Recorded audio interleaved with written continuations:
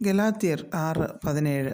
ഞാൻ യേശുവിൻ്റെ ചൂടടയാളം എൻ്റെ ശരീരത്തിൽ വഹിക്കുന്നു. അടിമകളുടെയും വളർത്തുന്ന കന്നുകാലികളുടെയും ഉടമസ്ഥാവകാശം കാണിക്കുന്നതിന് മാഞ്ഞുപോകാത്ത അടയാളം ചെവി തുളച്ചും മറ്റും ഉണ്ടാക്കുന്നത് ആ കാലത്ത് പതിവായിരുന്നു. പൗലോസ് അപ്പോസ്തലൻ സുവിശേഷ ഘോഷണം നിമിത്തം വളരെയധികം പ്രഹരങ്ങൾ ഏൽക്കേണ്ടി വന്നിട്ടുണ്ട്.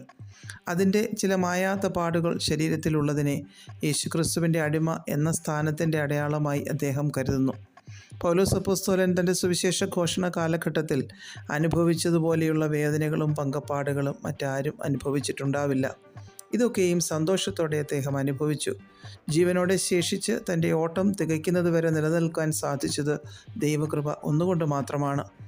ഈ വേദനകൾ ശരീരത്തിലും മനസ്സിലുമേറ്റത് അദ്ദേഹത്തെ ക്രിസ്തുവിനെ കൂടുതൽ അറിയുവാനും സ്നേഹിക്കുവാനും ആ പരിജ്ഞാനത്തിൽ വളരുവാനും ഇടയാക്കി തീർത്തു. കൊലോസ്യർ 1:24 ഇപ്പോൾ ഞാൻ നിങ്ങൾക്ക് വേണ്ടിയുള്ള കഷ്ടാനുഭവങ്ങളിൽ സന്തോഷിച്ച് ക്രിസ്തുവിൻ്റെ കഷ്ടങ്ങളിൽ കുറവായുള്ളത് എൻ്റെ ജഡത്തിൽ സഭയായ അവൻ്റെ ശരീരത്തിനു വേണ്ടി പൂരിപ്പിക്കുന്നു എന്നെഴുതിയിരിക്കുന്നു. ദൈവസഭയ്ക്കും ദൈവമക്കൾക്കും വേണ്ടി ദൈവവചനത്തിൻ്റെ വ്യാപനത്തിനു വേണ്ടിയാണ് പൗലോസ് അപ്പോസ്തലൻ കഷ്ടം അനുഭവിച്ചത് മുഴുവൻ. അത് വളരെ സന്തോഷത്തോടെ അദ്ദേഹം ചെയ്തു എന്നിവിടെ പറഞ്ഞിരിക്കുന്നു.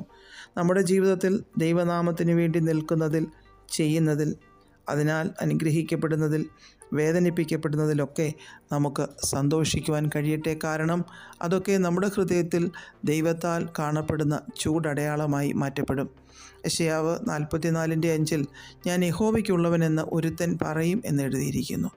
ഈ ചൂടടയാളം ഹൃദയത്തിൽ വഹിക്കുന്നവർക്ക് ധൈര്യമായി പറയുവാൻ സാധിക്കും, ഞാൻ യഹോവയ്ക്കുള്ളവനാണെന്ന്. 2 കൊരിന്ത്യർ 1:5 ക്രിസ്തുവിൻ്റെ കഷ്ടങ്ങൾ ഞങ്ങളിൽ പെരുകുന്നത് പോലെ തന്നെ ക്രിസ്തുവിനാൽ ഞങ്ങളുടെ ആശ്വാസവും പെരുകുന്നു എന്നെഴുതിയിരിക്കുന്നു. നമ്മുടെ ജീവിതത്തിൽ നാം ഏറ്റ നിന്ദകൾ, പരിഹാസങ്ങൾ, കുറ്റപ്പെടുത്തലുകൾ, ഒഴിവാക്കലുകൾ, കഷ്ടതകൾ, വേദനകളൊക്കെ നാം വഹിക്കുന്ന ചൂടുള്ള അടയാളങ്ങളാണ്. ചില വേദനകളുടെയൊക്കെ ചൂട് മാറാതെ നിൽക്കാറുണ്ട്. കർത്താവ് മാറ്റിയാലേ അത് മാറുള്ളൂ.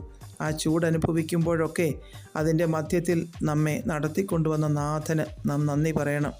യേശുക്രിസ്തുവിന് വേണ്ടി നിൽക്കുന്നത് മുഖാന്തരം നമുക്ക് ലഭിക്കുന്ന എല്ലാ ചൂടടയാളങ്ങൾക്കായും നമുക്ക് ദൈവത്തിന് നന്ദി പറയാം.